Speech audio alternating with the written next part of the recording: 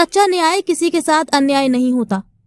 कानून की भाषा और नियत दोनों साफ होनी चाहिए ताकि किसी का उत्पीड़न ना हो। अखिलेश यादव।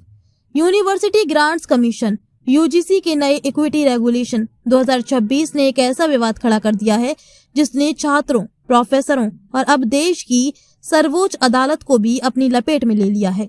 जहां एक और इसे संस्थानिक जातिवाद को खत्म करने की दिशा में बड़ा कदम माना जा रहा था, वहीं अब सुप्रीम कोर्ट ने इसे समाज को बांटने वाला और भ्रामक बताते हुए रोक लगा दी है। ग्रेटर नोएडा की धूम मानिकपुर गांव में सपा नेता मोहित नागर के घर पर पहुंचे सपा पार्टी के राष्ट्रीय अध्यक्ष अखिलेश यादव ने कोर्ट के फैसले का स्वागत करते हुए कहा कि सच्चा न्याय किसी के साथ अन्याय नहीं होता। उन्होंने जोर दिया कि कानून की भाषा और नियत दोनों साफ होनी चाहिए ताकि किसी का उत्पीड़न ना हो। सपा सुप्रीमो ने कहा कि हम सबका मानना यही है कि दोषी बचे ना और निर्दोष के साथ अन्याय हो। इससे पहले भी रेगुलेशन आए थे 2012 में और 2012 के रेगुलेशंस में कमी क्या रही, क्या क्या फैसले हुए थे या किस तरह का यूनिवर्सिटी या वहां के लोगों ने व्यवहार किया था और क्या टेक अप किया था। आज 26 में नए रेगुलेशन लाया गया तो हमने 2012 के रेगुलेशन से क्या सीखा।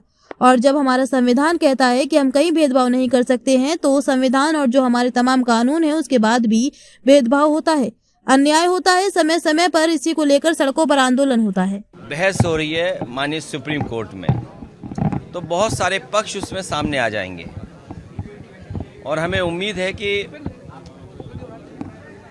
जो यूजीसी के मामले में बातें निकल कर के आ रही हैं, अब जब चर्चा सुप्रीम कोर्ट में होगी तो हम लोग क्या और तर्क दे सकते हैं।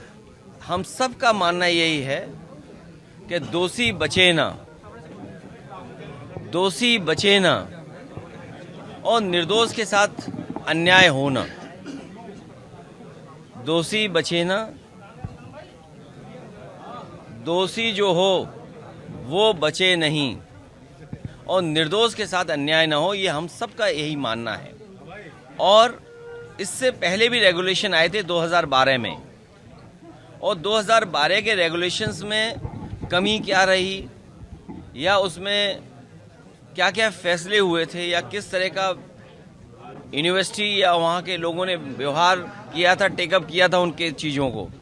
फिर आज 26 में आ गए नए रेगुलेशन, तो हमने 2012 के रेगुलेशन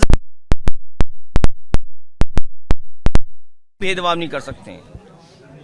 तो संविधान और जो हमारे तमाम कानून हैं उसके बाद भी भेदभाव होता, अन्याय होता है समय समय पर। अब देखिए, सुप्रीम कोर्ट के बाद सुप्रीम कोर्ट में जो बात है तो सुप्रीम कोर्ट का तो सब कुछ स्वीकार करना पड़ेगा, लेकिन उससे भी महत्वपूर्ण बात ये कि बजट आने वाला है, दिल्ली सरकार का बजट आने वाला है।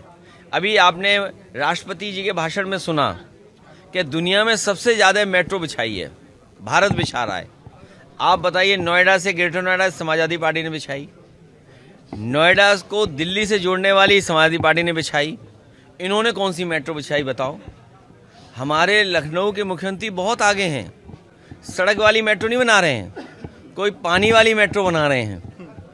अब सोचो, पानी में मेट्रो चलेगी, सड़क पर चला नहीं पा रहे हो, यहाँ बढ़ा नहीं पा रहे, यहाँ जोड़ नहीं पा रहे, ना नौकरी दे रहे, रोजगार दे रहे हो, महंगाई बढ़ा रहे हो। अगर पानी में मेट्रो चलाएंगे और जो कह रहे हैं कि दुनिया में सबसे ज़्यादा मेट्रो बनी है देश में, तो प्रधानमंत्री जी क्या मेट्रो बनाने नहीं दे रहे मुख्यमंत्री जी।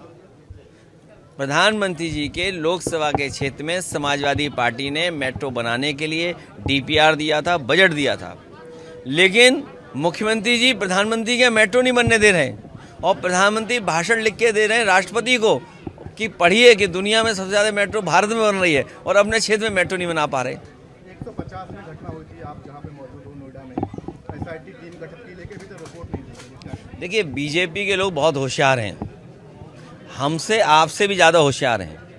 आप जरूर चैनल चलाते होंगे, लेकिन वो देश चला रहे हैं। घटना किसकी वजह से हुई, और सवाल घटना का नहीं है, सवाल ये है कि वो बच्चा गाड़ी के ऊपर खड़ा होकर के पुलिस को और मदद को बुला रहा था और पुलिस क्यों नहीं पहुंची।